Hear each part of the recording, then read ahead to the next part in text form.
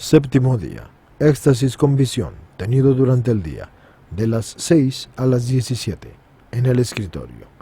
El Verbo repite en el seno del Padre y en María las mismas palabras que ha pronunciado en la cruz, y en cada palabra se indica una operación de su alma. Visión de Jesús que expira en la cruz y consideraciones sobre las últimas palabras pronunciadas por él. Ofrecimiento al Verbo de su misma sangre y consideraciones sobre la prueba de los 5 años. ¿De qué modo el Verbo repite las 7 palabras? El viernes por la mañana, la santa volvió a estaciarse, y después de haber comulgado. Así que sintió que se arrobaba estando en el coro, y para no estar arrobada en aquel lugar salió y se fue al escritorio. Ahí permaneció hasta las 18 horas sin decir una palabra, pero en éxtasis, todo el rato. Y luego empezó a decir: Oh amoroso esposo, oh eterno Verbo. El Verbo, estando en la cruz, en el vientre de María y en el seno del Padre, realiza la misma operación en los 3 lugares. 3 clavos te sujetan a la cruz, oh Verbo, y 3 en el vientre de María, y 3 en el seno del Padre. Los 3 clavos que te sostienen en el seno del Padre son la naturaleza, la igualdad y la complacencia. En el vientre de María, la pureza, el amor y la conformidad de María. Y en la cruz la obediencia, la humildad y la conformidad contigo mismo. ¿Qué haces en la cruz? Derramas la sangre y dices las 7 palabras, y lo mismo haces en el seno del Padre y en el vientre de María. Derramas la sangre en el seno del Padre, plasmando y formando a la criatura. En el vientre de María, tomándola de ella, la viertes en el deseo que tenías de derramarla por la criatura, y en la cruz por el afecto y en efecto. La primera palabra que dijiste en la cruz fue Pater ignoce illis, Padre perdónalos, Lucas 23, versículo 34 y subsiguientes. ¿Cómo puedes decir esa palabra estando en el seno del Padre plenamente conforme a Él? Al formar y plasmar la criatura tú dices Pater y lo haces Padre a Él y a ti mismo, llamando y diciendo Adam ubi es, Adán, ¿dónde estás? Génesis 3, versículo 9. Tú dices ignoce, aceptando a Abel como justo, dices illis. Y todo lo subsiguiente, y diciendo a Adán insudore vultus tui, verceris pane tuo. Así comerás el pan con el sudor de tu frente. Génesis 3, versículo 19. Tú dices, quia nesciunt quid faciunt, porque ellos no saben lo que hacen. Lucas 23, versículo 34. Y diciendo que no saben, les muestras algo del castigo que merecían. En el vientre de María dices, Pater, formando tu cuerpecillo, ignoce illis, asumiendo sobre ti nuestros pecados y tomando la misma carne que tomamos nosotros, excluido el pecado. Quia nesciunt quid faciunt. Continuamente así en el seno del Padre o Verbo, dices, Hodie mecium eris in paradiso. Hoy estarás conmigo en el paraíso. Lucas 23, versículo 43. Si estás en el seno del Padre, que es el mismo paraíso, ¿cómo puedes decir in paradiso? Tú podrías decir aquí y no in paradiso hodie. Para ti todo lo que ha sido y lo que será no es más que un día. Salmo 90, versículo 4. Y segunda de Pedro 3, versículo 8.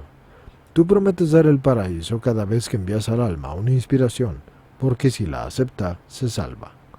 Cada vez que te unes al alma, estando y residiendo en el seno del Padre, dices mecum, y cada vez que le das la impasibilidad y la inmortalidad, dices hodie mecum eris, y dices in paradiso cuando le das tu visión eterna.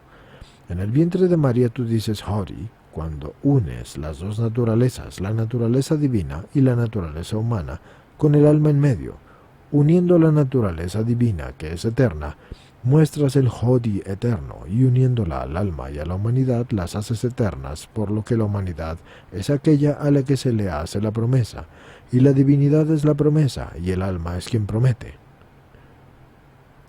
Por eso la divinidad es el paraíso, y el alma es la palabra, y la humanidad es el ladrón, mecium, estando y descansando en su vientre durante 9 meses. Mulier ecce filius tuus, mujer, he aquí a tu hijo, Juan 19, versículo 26. Oh Verbo, tú dices estas palabras en el seno del Padre, ofreciendo a tu eterno Padre tu humanidad ya glorificada, y dices Mulier, ofreciendo, o mejor conservando las señales de tu pasión, y dices Eche, cuando tu humanidad aceptó el poder de venir a juzgar, y se le infundió la sabiduría que continuamente tú comunicas a tus criaturas. Puede decirse que terminaste de decir las palabras Mulier, Eche filius tuus, Eche mater tua. Mujer, he allá tu hijo, y he allá tu madre. Juan 19, versículos 26 y 27.